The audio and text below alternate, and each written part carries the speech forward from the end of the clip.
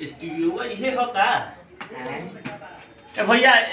एमे गाना वाना गवाला का जी। हाँ जी भैया गाना गावाला हे बाबा जी। हाँ बैठी ना एकदम। हाँ दोनों रिटर्न करके बैठी। हां दोनों रिटर्न पर हम बोलते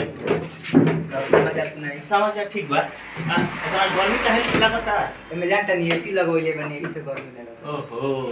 दूरही से लोग जाता कि मोय एसी लागता पता छूटत नहीं है। हां कौन से मुंह पोछ लेता नहीं पोछे भी ब्रांड स्टूडियो में है। हां नाम सुननी हां का नाम स्टूडियो का नाम सुनने बनी कहां सोनिका रिकॉर्डिंग स्टूडियो। अच्छा सोनिका नाम इसे सुन लो नहीं कहीं जान जरूर बाकी देखलो नहीं कि सड़कवे पर बा। अच्छा हां वैसे हम खाली आइडिया से लगा के आल बानी या नामो सुन ले बानी स्टूडियो का के बाकी याद नहीं है। आइल तुम तो सामने लोकल है। हां लोकल लागो लखा भी तो कहने को चलो हम मुंह काटी नीचा छोड़ा ली जा ठीक है तब एगो गाना एक बड़ा वायरल चलता। कौन गाना है कोई सरवा गावत तारन सो क्वेश्चन ढील दो। अच्छा होइए कहत नहीं का कि आज भर लील लो साहजी के बिल लो। हां यही पर सही कुछ गाना हई। अच्छा कौन बोले बा अच्छा ढोरी जाने छील। हां आज भर ढील। हां सही कुछ हई आज भर ढील द ढोरी जाने छील। अच्छा ही हई। अच्छा यही प्रकार के बता। हां यही पर सुन तारीख तनी सब तो सार बार का छोड़ के गावते 1200। अच्छा तो तनी हमरो मन करे तनी हम हो जाए तनी जा ले। अच्छा तेरे बात होई ना नहीं हो तनी सुनाई ना अब बाकी पहले वाले गावे आल बानी हो। अच्छा हां फुनी मन से गवावे के बाद गावे नहीं। हां नहीं मत पहले वाले गावे आल बानी गावे नहीं खूब बढ़िया चरवाही में गौले बानी गादा उड़ा दे। हां फंस के खूब उड़ा दे आ निमन से ना कोई तो भूखो करनी महाराज स्टूडियो वाला। हां हम वो आदमी होई बहुत खराब है जी। ए मत निमन आदमी बानी निमन भाई। हां निमन से नहीं तबे आल बानी इतना बढ़िया से। अच्छा हां ट्रेका सुनिए तो सुनाइए बड़ी शिकायत की करी हम बड़ाई सिलिपिया को चाटे में बड़ाई। कौन सरवा गोले बा ई हां ई उहे सरवा गोले बाटे का नाम है जी का नाम है छुछुलाल यादव। हमरा गाँव में आइल बा देखन नहीं है चल तो मेरा गाधा फवाता गाधा लेखा बोलता। हम गान तो हिला दे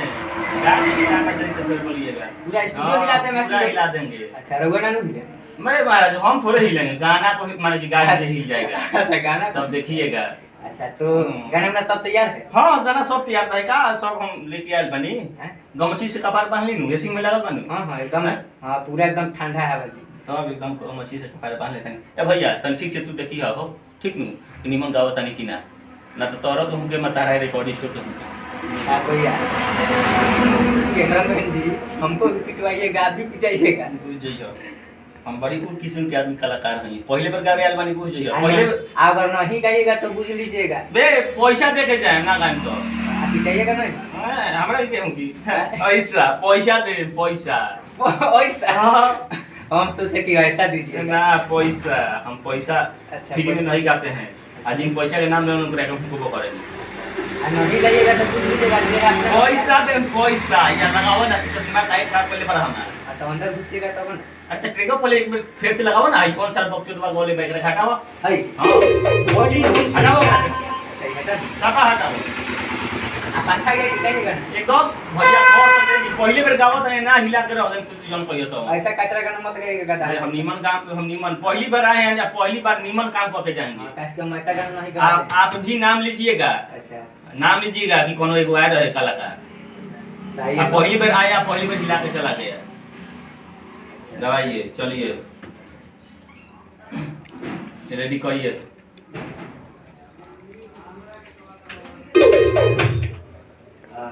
तनी टोन मिलाइए तो हेलो टोन। हां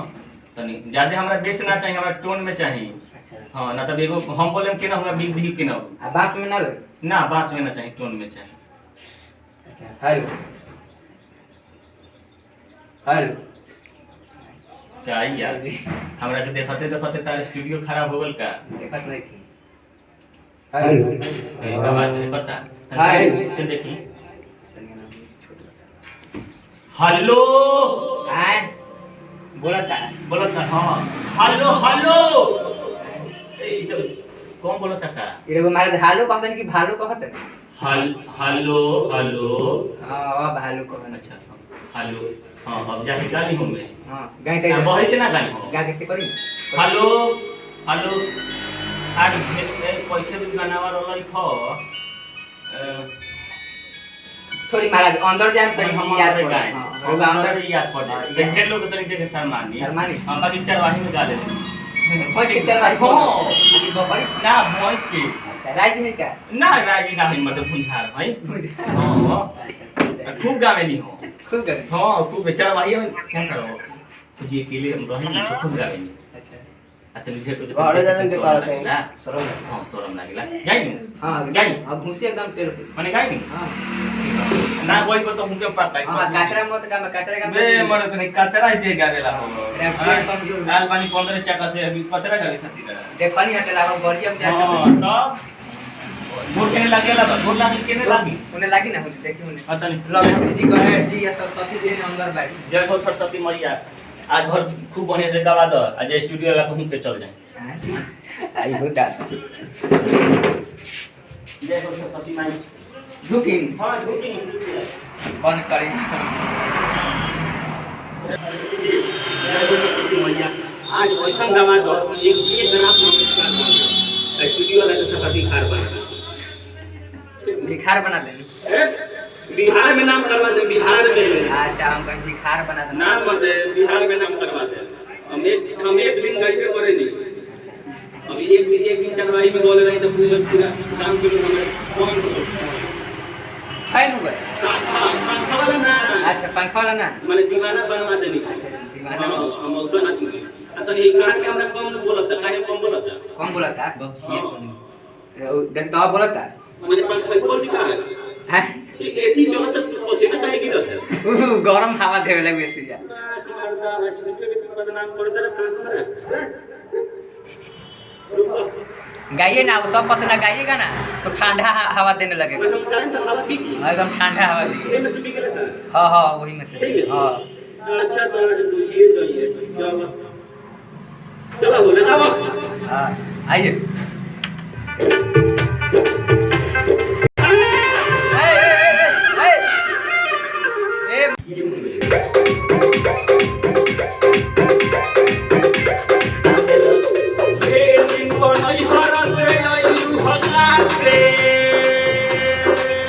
मर्द गाना गावे वाला बात नौटंकी करे वाला बरो कितना कोने टूल को कर ले रही यही ना गावे देला हां कहू कैसे करे बा तो तुम बता मना जा के मोबाइल बारे में कैरेक्टर तो देखो है में गावे के बा हां पैसा ले तो मांगनी पैसा ले तो बढ़िया से गावा मर्द हां तो हमरा मिनिमम से गावे दो ठीक नहीं डिस्टर्ब मत करे डोंट डिस्टर्ब मी गावे बात बढ़िया से गावा तो निकल बहरी रुको अब घूस कर बने तो घूस दो अच्छा निकले ना तो आइए तो निकले तन बढ़िया से बढ़िया निकल जा तो बिना पढ़ लेना चलो चलो चलो चलो चलो हो जाओ आ बढ़िया से ना के बता पूछ हां मर्दा चलो आओ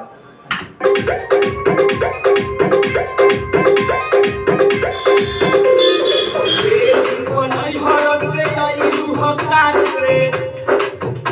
ठीक बा ठीक बात काहे रुक गइल ह माने निकल हां सूत गइल ह का ए नाम बोल हमरा बुझा लो कि पीछे में तो किसी शॉर्ट है कट है माने दोनों लाइन से काट दे के हां कट ना शॉर्ट है शॉर्ट शॉर्ट माने दोनों लाइन से काट दी एकदम लाइन से आ दो बेर गाड़ी हां बढ़िया गाना गावे बा कचरा कुचरा माने माने दो बेर गाड़ी के हां दो बार गावे माने ढेर दिन को नहीं हर से आइलू हकार से आखिर के भर मा जाया चले रे तो प्यार से आओ बोले आदमी खाली भी गवाओ हमरा के चलो आओ तो अब अभी फाड़ देता नहीं चलो अब तू ही मत फाटे ए अब तो ये लोग ना आवाज में कभी हेड ठोक मारता कभी हेड ठोक मारता काहे उतनी बबलिंग मारे ला दाएं बाएं दोनों बाबा नहीं तो तनी बेस को तो तनी ट्यूनिंग में आओ ना ट्यूनिंग ट्यूनिंग में आओ आओ तो अब देखा ना ठीक जाता ठीक बा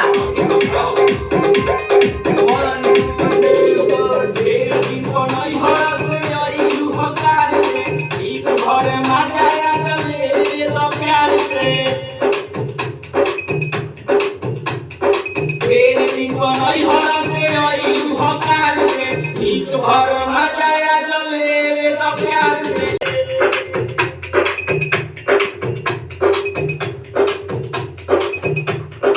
आज भर ढीला ढोलिया नयना मार साथ मार गावे ना ना ना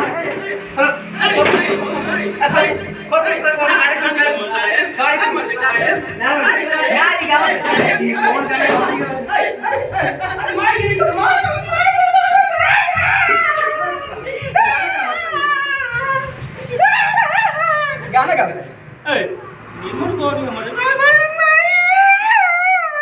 आज भर ढील ला ढोनी तनी छिलई कौन गाना गाते देखला बड़ा निमन गौरी रोत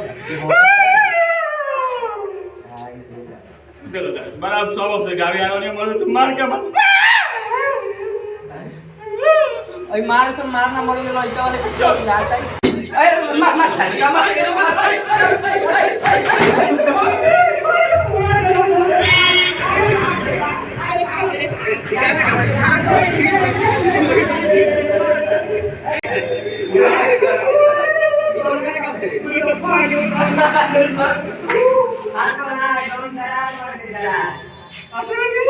ई कौन गाना कहले अरे आज भर ढील द ढोली द छील द आ दिल द ई कौन गाना देखो तू पैसा लेबो निकाबाबो हमरा के तो पैसा ले तो हम कचरा गाना ना गवे ना गइबो ना हम खूब बढ़िया है ना इकल कर बस हम बढ़िया है ना हम बढ़िया है सब बढ़िया है हम बढ़िया है हम बढ़िया है मार फोटो मार यार बताओ कोई के पिलुआ पड़ी हमरा के मार के भगा होता नमस्कार हम रिपोर्टर आलोक राय बनी जैसे कि हम एगो संदेश भेजे चाहता नहीं जैसे कि अश्लील मुक्त करे खातिर अश्लील में जैसे कि दोनों आदमी जिम्मेवार होला एगो म्यूजिक डायरेक्टर गावे वाला आ सबसे बड़का भूमिका होला के कर तो राइटर के होला राइटर के सबसे बड़का भूमिका होला अश्लील गाना में तो ई हमनी के एगो संदेश देनी है कि अश्लील मुक्त करे खातिर ऐसा ऐसा स्टूडियो वाला भाई से हमारा रिक्वेस्ट रही कि अश्लील गाना आप लोग मत गवाइए और अश्लील जो कि सिंगर लोग भी गाते हैं वो लोग भी अश्लील गाना मत गाएं तो ऐसा ही जो कि मेरा अभी हाल हुआ है वैसा ही आप लोग का भी हाल होने वाला है अभी थोड़ा सा नमस्कार प्रणाम मैं Victor Bihari Sonika recording studio से आप जितना भी स्टूडियो वाले भाई हैं सभी भाई से आग्रह है निवेदन है कि जितना अश्लील गाना गवा रहे हैं अश्लील गाना ना गवाएं क्योंकि अश्लील गाना गवा रहे हैं आपके घर में बीमार बहन है बहन होती है उनको भी अगर मान लीजिए सुन रहे हैं घर में तो आपको कितना गंदा गाना गवा रहा है कितना गंदा गाना गा रहा है सब इसलिए आप लोग से बोलेंगे कि गंदा गाना ना गवाएं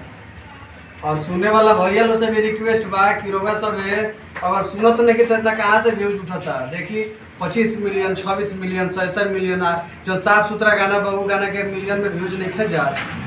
जो जितना अश्लील गाना बा सब एकदम गाना के सुन के सुपर हिट बना देता नहीं